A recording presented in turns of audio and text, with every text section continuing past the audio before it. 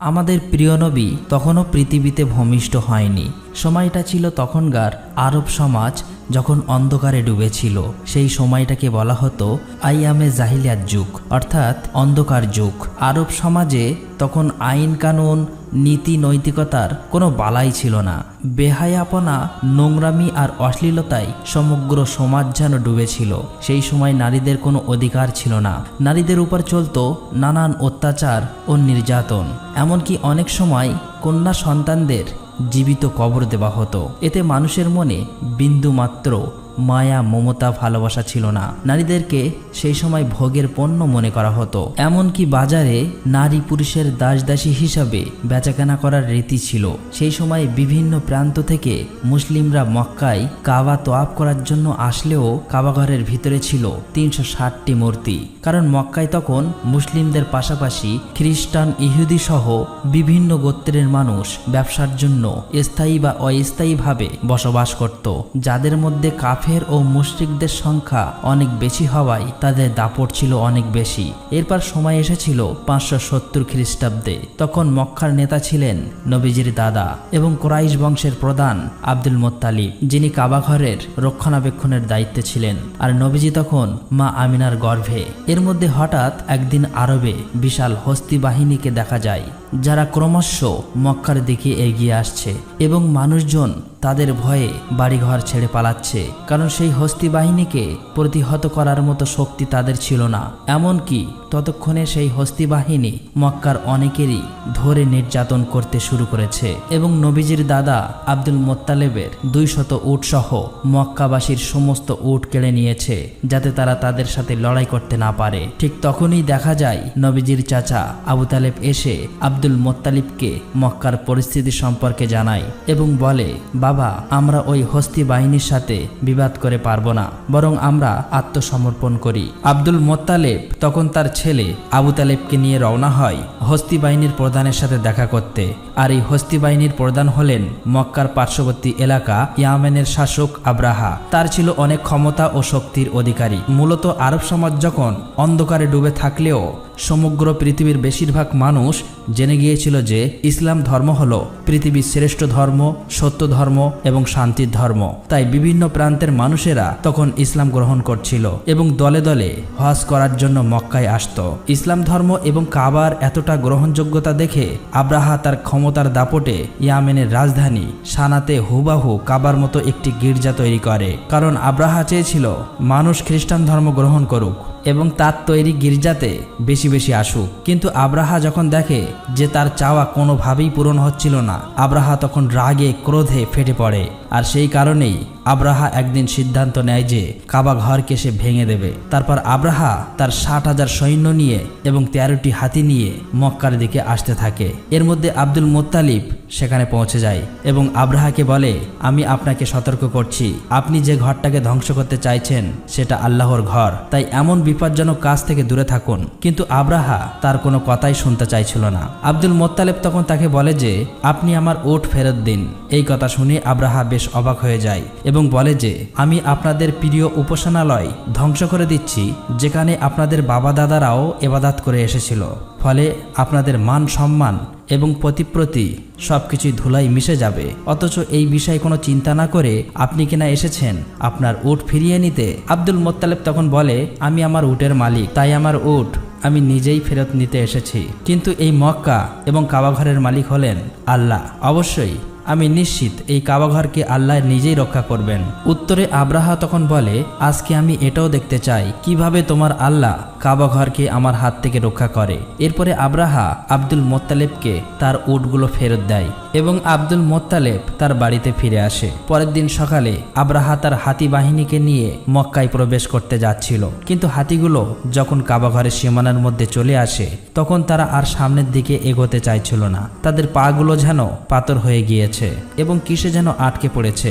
আব্রাহা এবং তার সৈন্যরা তখন একটু চালাকি করে জোর করে তারা হাতিগুলোর মুখ অন্যদিকে ঘুরিয়ে দেয় এবং হাতিগুলোকে তারা ভালো ভালো খাবার খেতে দেয় আর সেই সমস্ত খাবারগুলো ছড়িয়ে দেয় ঠিক কাবা ঘরের সামনে। হাতিগুলো তখন সেই খাবারের লোভে আবারও কাবা ঘরের দিকে এগিয়ে যেতে থাকে।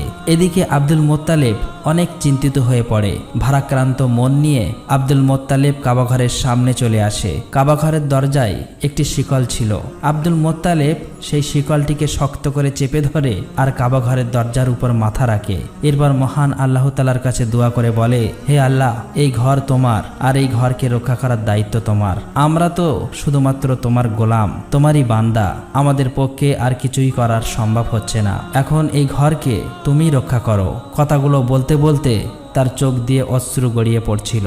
কিন্তু ঠিক তখনই আকাশ থেকে আব্দুল মোত্তালেব একটা আওয়াজ শুনতে পায়। তাই সে ধীরে ধীরে সামনের দিকে এগিয়ে আসে। ঠিক তখনই তিনি দেখতে পায় আকাশ থেকে শত শত আবাবিল পাখি ধেয়ে আসছে মক্কার দিকে। আব্দুল মোত্তালেব এক দৃষ্টিতে পাখিগুলোর দিকে তাকিয়েছিল আর মনে মনে ভাবছিল, এটাই হয়তো আল্লাহর কাছ থেকে প্রেরিত রহমত, যেটা আজ কাবা ঘরকে রক্ষা করবে। তা না হলে এত আবাবিল পাখি কেন এখানে আসছে?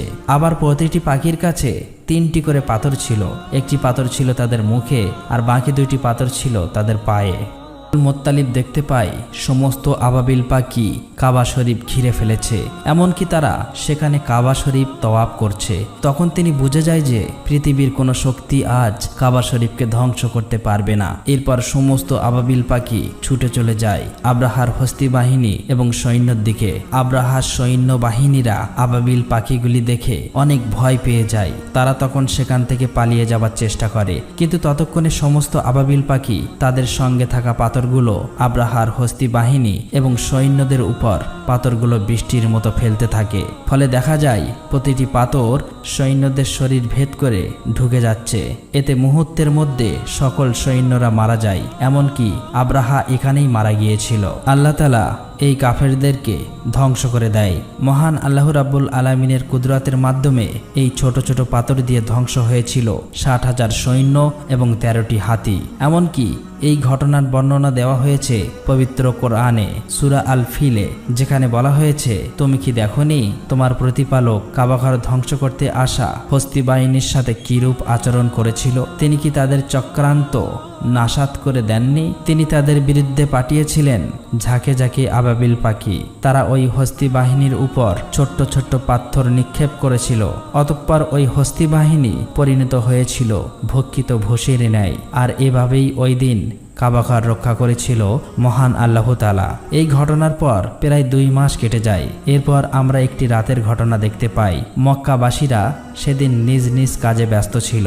নবীজির দাদা আব্দুল মোত্তালিব সেদিন রাত্রে কাবা শরীফের ছাদের উপর দাঁড়িয়েছিল। হঠাৎ করে সেদিন আকাশে তিনি প্রজ্বলিত আলো দেখতে পায়, যেটা আরব থেকে পূর্ব অঞ্চল সহ সমগ্র বিশ্ব ছড়িয়ে পড়ে। আলোটিকে দেখে আব্দুল মোত্তালিব অনেক অবাক হয়ে যায়। এরপর তিনি দৌড়ে নিচে চলে আসে। এখানে তিনি দেখেন যে কাবা শরীফের ভিতরে বিভিন্ন পূজারীদের রাখা 360টি যে মূর্তি ছিল সেগুলি সব আপনা আপনি ভেঙে পড়ছে। এরপর তিনি কাবা ঘর থেকে বাইরে এসে দেখে যে কুফা এবং সিরিয়ার মধ্যবর্তী স্থানে পানি প্রবাহ শুরু হয়েছে, অথচ বহু বছর ধরে এখানে কেউ পানি দেখেননি। ঠিক তখনই আব্দুল মোত্তালিব তার ঘরের দিকে চোখ পড়ে। তিনি তখন দেখতে পায় আজকে তার ঘরের মধ্যে থেকে অদ্ভুত এক ধরনের নূরের আলো বের হচ্ছে, যেটা এর আগে তিনি কখনোই কোনোদিন দেখেননি। আব্দুল মোত্তালিব তখন ধীরে ধীরে তার ঘরের দিকে এগিয়ে যেতে থাকে, কিন্তু যখন তিনি তার ঘরের দরজার কাছে পৌঁছায় তখন তিনি দেখেন যে মা আমিনার কোলজুড়ে একটি ফুটফুটে শিশুর জন্ম হয়েছে, যার শরীর থেকে অসম্ভব পরিমাণের নূরের আলো বের হচ্ছে। এটা দেখে আব্দুল মোত্তালিবের চোখ দিয়ে পানি চলে আসে, কারণ সেই সময়ে আরবের অন্ধকার সমাজে প্রদীপের আলো হয়ে আসেন প্রিয় নবী হযরত মুহাম্মদ সাল্লাল্লাহু আলাইহি ওয়াসাল্লাম। পরের দিন আব্দুল মোত্তালিব তার নাতির আকিকার জন্য উট জবাই করে গরিব দুঃখী মানুষদেরকে খাওয়ায়। সেখানে তাকে সাহায্য করছিল তার ছেলে আবু তালেব। তখন সেখানে আবু তালেবের বড় ভাই অর্থাৎ নবীজির চাচা আবু লাহাব আসেন, তবে গরিবদের সাথে একসাথে বসে খেতে হবে বলে বাড়ির দরজা থেকে চলে যান। আসলে আসলেই আবুল আহাব অনেক অহংকারী লোক ছিলেন। অন্যদিকে মা আমিনার বুকে দুধ ছিল না, তাই শিশু নবী মুহাম্মদ সাল্লাল্লাহু আলাইহি ওয়াসাল্লামকে দুধ খাওয়ানোর জন্য একজন মহিলাকে ডাকা হয়। সে ছিল আবুল আহাবের স্ত্রীর দাসী। তাই আবুল আহাব ঘরে ফেরার পর তার স্ত্রী তার সাথে অনেক রাগারাগি করে, কেন তার দাসীকে এই কাজের জন্য নেওয়া হলো। আসলেই আবুল আহাবের স্ত্রীও অহংকারী ছিল। অন্যদিকে দেখা যায় ইহুদিরা একসাথে বসে কথা বলছিল। তারা বুঝতে পেরেছে কোনো এক বিশেষ শিশুর জন্ম হয়েছে, কারণ এই ব্যাপারেও তাদের ধর্মগ্রন্থে স্পষ্টভাবে উল্লেখ ছিল। ফলে যেদিন রাতে প্রিয় নবীর জন্ম হয়, সেই দিন রাতের আকাশে সেই নূরের আলো দেখেই খ্রিস্টান এবং ইহুদি ধর্মের গুরুরা বুঝে গিয়েছিল এবার সে শিশু পৃথিবীতে আগমন করেছে। তবে ইহুদিরা বেশি চিন্তিত ছিল, কারণ তারা জানতে পেরেছিল যে কোনো ইহুদির ঘরে এমন শিশুর জন্ম হয়নি, তাহলে সেই শিশুটিকে কে হতে পারে। আর এই জন্যই তারা সেখানকার অনেক বাচ্চাকে কিনতে চায়, যেন সেই শিশুটি তাদের দলে আসে। এমনকি টাকার বিনিময়ে অনেক ভণ্ড মহিলার দায়িত্ব দেয় শরীরে কোনো বিশেষ দাগের মাধ্যমে শিশু নবীজিকে খুঁজে বার করার জন্য। একদিন দেখা যায় বাচ্চাদের নাম রাখার উৎসব চলছে। সেখানে বিভিন্ন বাচ্চাদের নাম ঘোষণা করা হচ্ছে আর সবাই মিলে আনন্দ করছে। এর মধ্যে সেখানে আব্দুল মোত্তালেব আসেন শিশু নবীজিকে কোলে নিয়ে তার নাম রাখার জন্য। আব্দুল মোত্তালেব প্রথমে সেই কালো পাথরে হাত রাখেন, তখনই দেখা যায় কাবার সেই দরজার হাতলটি দরজায় বাড়ি মারছিল আর শিশু নবীর শরীর থেকে নূরের আলো বের হচ্ছিল। আব্দুল মোত্তালেব তখন সবার সামনে জনসম্মুখে শিশুটির নাম ঘোষণা করেন মুহাম্মদ। এটা শুনে সেখানে থাকা বিভিন্ন গোত্রের মানুষেরা বলতে থাকে যে এটা